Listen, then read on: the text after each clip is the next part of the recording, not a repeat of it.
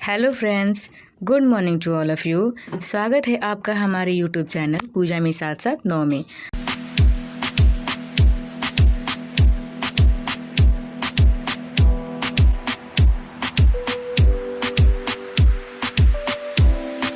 आज हम पढ़ने वाले हैं क्लास 8 का जो नया बुक निकला हुआ है संस्कृत का रुचिरा, उसका पाठ नंबर 2। जो पाठ नंबर 1 है वो हम लोग पढ़ लिए हैं, ठीक है। और अगर आपने नहीं पढ़ा है तो इसी चैनल पे हमने डाल दिया है, आप पढ़ सकते हैं सर्च करके। दूसरा जो पाठ है वो है बिलस्य वाणी न कदापि में श्रुता। बहुत ही इंटरेस्टिंग चैप्टर है, बहुत ही इंटरेस्टिंग कहानी है, मज़ेदार कहानी है। आप ध्यान लगा के इसको सुनिएगा और फिर इसको आप लिखिएगा, ठीक है। तो पहले हम चैप्टर का जो नाम है वो समझ लेते हैं कि क्या मतलब है इसका। बिलस्य वाणी यानी कि बिल का वाणी, गुफा का वाणी, न कदापि में श्रुता यानी कि मैंने कभी भी गुफा का आवाज़ नहीं सुना। मैंने कभी भी गुफा का आवाज़ नहीं सुना। बिल का मतलब यहाँ पे गुफा है। मैंने कभी गुफा का आवाज़ नहीं सुना, ये इस चैप्टर का नाम है। और सबसे ज़रूरी बात यह है कि अगर आप इस चैनल पर नए हैं और अभी तक सब्सक्राइब नहीं किया है तो सब्सक्राइब कर लें और अपने दोस्तों को भी शेयर कर दें ताकि उनको भी ये चैप्टर अच्छी तरह से समझ में आए। और ध्यान से इसको समझिएगा क्योंकि गारंटी देते हैं कि आपको ये पूरे चैप्टर का अर्थ ध्यान से समझिएगा तो याद हो जाएगा, ठीक है। तो आइए हम देखते हैं बिना देर की इस चैप्टर के थोड़ा सा परिचय के बारे में। लिखा हुआ है, प्रस्तुत पाठ संस्कृत के प्रसिद्ध कथा ग्रंथ पंचतंत्र के तृतीय तंत्र काकोलियम से संकलित है। पंचतंत्र के मूल लेखक विष्णु शर्मा है। इसमें 5 खंड है जिन्हें तंत्र कहा गया है। इनमें गद्य पद्य रूप में कथाएं दी गई है जिनके 5 मुख्यतः पशु पक्षी हैं। लिखा हुआ है पात्र यानी कि लिखा हुआ है कि जो ये कहानी है बिलस्य वाणी में कदापि न श्रुता, ये जो चैप्टर है वो पंचतंत्र से लिया गया है। और पंचतंत्र में आपको बता दें कि पंचतंत्र उसे इसलिए ही कहा गया है क्योंकि पंचतंत्र इसे इसलिए कहा गया है क्योंकि इसको 5 भाग में बांटा गया है, ठीक है। इसलिए 5 भाग न कह के 5 तंत्र कह दिया गया है, ठीक है। और उसी 5 तंत्र में से एक है काकोलुकियम, ठीक है।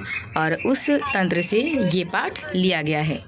तो ये जो पंचतंत्र है उसके लेखक विष्णु शर्मा हैं और उसी तंत्र से ये कहानी ली गई है, उसी ग्रंथ से ली गई है। इसलिए इसे भी हम यही कहेंगे कि ये पंचतंत्र से लिया गया है और इसके लेखक भी विष्णु शर्मा ही हैं। तो परिचय तो हमने देख लिया, आइए हम देखते हैं कहानी की तरफ।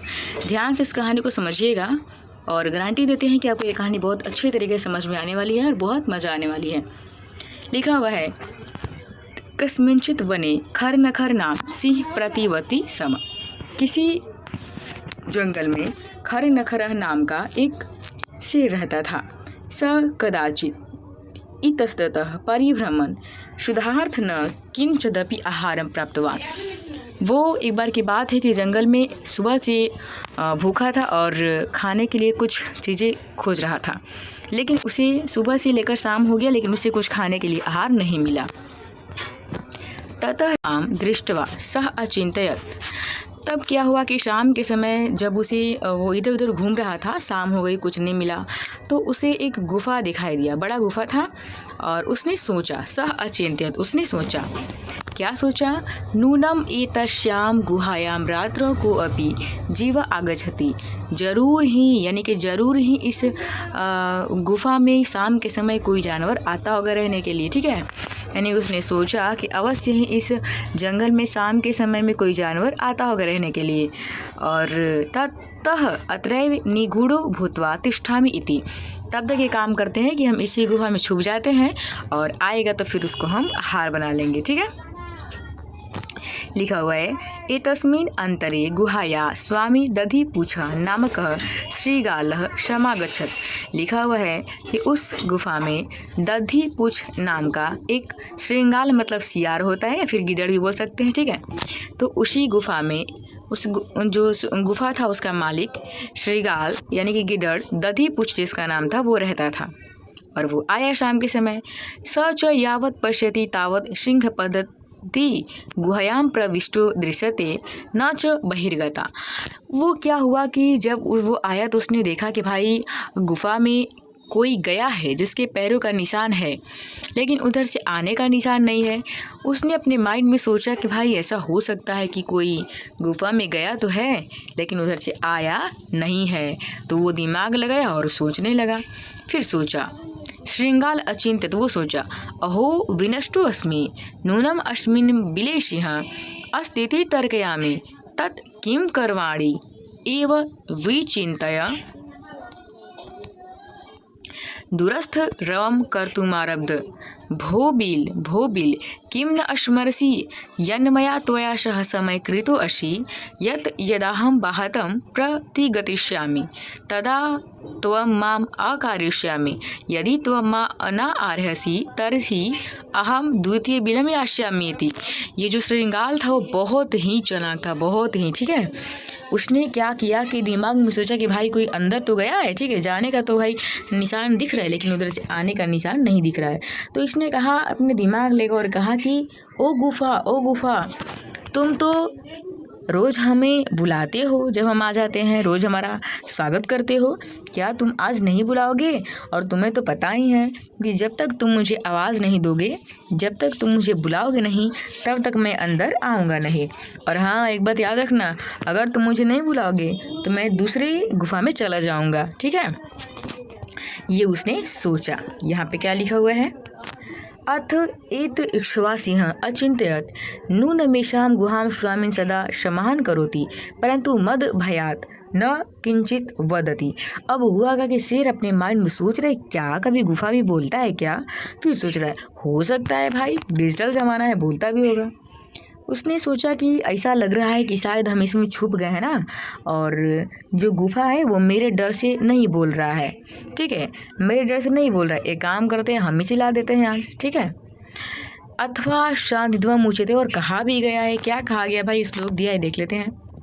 भय संत्र मनसाम हस्तपादिका क्रिया प्रवंतते न वाणी च वेप धूष चाधिको भवेत। लिखा हुआ है कि शेर जो बहुत पढ़ा लिखा ज्ञानी था, उसने सोचा कि भाई ऐसा लग रहा है कि शायद मेरे डर से नहीं बोल रहा है। और कहा भी गया है कि जिस व्यक्ति के अंदर डर होता है, जो डरा हुआ रहता है, उसका हम करना बंद कर देते हैं, और यहाँ तक कि उसकी जो आवाज़ है वो भी अच्छा से नहीं निकल पाता है। तो शायद ऐसा लग रहा है कि जो गुफा है वो अपनी स्वामी को हमेशा बुलाती होगी, लेकिन आज मेरे डर से, क्योंकि मैं इसके अंदर छुपा हुआ हूँ और इसी डर से शायद ये आवाज़ नहीं दे पा रही है, तो एक काम करते हैं, हम ही चला देते हैं। लिखा है तद हम अश्यम आह्वानम करोति, हम ही चला देते हैं, इसमें कौन सी बड़ी बात है। एवं सह बिले प्रविश्य में भोजनम भविष्यति, और हम चिल्लाएंगे नहीं तो वो आएगा नहीं, और आएगा नहीं तो हम खाएंगे कैसे, ठीक है। तो मुझे बहुत भूख लगी है। तो उसने ये बात सोचा। इत्थम विचार्य सिंह सहसा श्रीगालस्य आवाहनम करोत् सिंहस्य ऊंच गर्जनम प्रतिध्वनिशा उस गुहा उच्च श्रीगालम आहवयत। लिखा हुआ है कि श्रृंगार मतलब शेर जो था, उसने सोचा, और सोचने के बाद जोर जोर से चिल्लाने लगा, ठीक है। क्या चिल्लाने लगा, दधी पूछ आ जाइए, दधी पूछ आ जाइए, आप ही का है, मतलब इस तरह से चिल्लाने लगा, ठीक है। मालिक को बुलाना था तो उसे क्या पता कैसे बुलाया जाता है, इसी तरह से चिल्लाना शुरू कर दिया। अब बेचारा जो श्रीगाल बाहर की ओर था, उसे समझ में आया कि अरे यार, अच्छा हुआ कि हम तो अंदर गए नहीं, अगर अंदर गए होते ना तो सीधा तो हमको एकदम मतलब ऊपर ही पहुँच जाते। अच्छा हुआ अंदर नहीं गए, दिमाग लगा दिए, कभी कभी दिमाग भी लगाना चाहिए। फिर क्या हुआ, श्रृंगाल जैसे ही आवाज़ को सुना ना, काफ़ी डर गया। अनेन अन्यपि पार्श्व भयभीता भवन, और अगल बगल के बहुत सारे लोग भी डर गए, बहुत सारे पशु पक्षी भी डर गए। श्रीगालोपि ततः दूरम पलायनम इमं पठत। जो श्रीगाल था, जो शियार था, जो गिदड़ था, वो बहुत जोर से यानी कि बहुत तेज़ी से चिल्लाया और भाग गया। आगे लिखा हुआ है अनागतम यह कुरुते शोभते स च सोच्यते यो न करोत्यानगतम वने अत्र संस्था से समागता जरा बिलस्य वाड़ी में कदापि न श्रुता। और बेचारा जो शेर था वो बैठ के उसी में सोच रहा, अभी तक आया काहे नहीं, अभी तक आया काहे नहीं, यार मेरे को भूख लगा है, आ जाओ आ जाओ। लेकिन वो आएगा, वो तो समझदार था और वो बुद्धि लगाया और जान गया कि इसमें शेर है और वहाँ से भाग गया। इसलिए कहा गया है कि कभी कभी दिमाग भी लगाना चाहिए, डायरेक्ट धड़ल्ले किसी घर में नहीं घुस जाना चाहिए, ठीक है। यहाँ पे देखिए क्या लिखा हुआ है। और फिर सोच रहा था कि अरे हमने तो आज तक सच में नहीं सुना आवाज़ किसी गुफा का, फिर आज हम खुद कैसे चिल्ला रहे थे, सोच रहा था अपने मन में। आहार से संबंधित कुछ कठिन शब्दार्थ हैं जो कि आपके लिए ज़रूरी है। कश्मंचित मतलब होता है किसी वन में, क्षुधार्थ मतलब होता है भूख से व्याकुल, अंतरे मतलब होता है बीच में, निगुड़ो मतलब होता है भूतवा यानी कि छिप कर, और सिंह पद पद्धति मतलब होता है शेरों के पैरों के चिन्ह। रवह मतलब होता है शब्द या आवाज़, यावत तावत मतलब होता है जब तक या तब तक, समय मतलब होता है शर्त, बाह्यतः मतलब होता है बाहर से, यदि तरही मतलब होता है अगर तो, तच्छुआ मतलब होता है वह सुनकर, भय संत्रमन शाम मतलब होता है डरे हुए मन वालों का, हस्तपाद दिका मतलब होता है हाथ पैर आदि से संबंधित, वेफतुह मतलब होता है कंपन, भोज्य मतलब होता है भोजन योग्य, सहसा मतलब होता है एकाएक,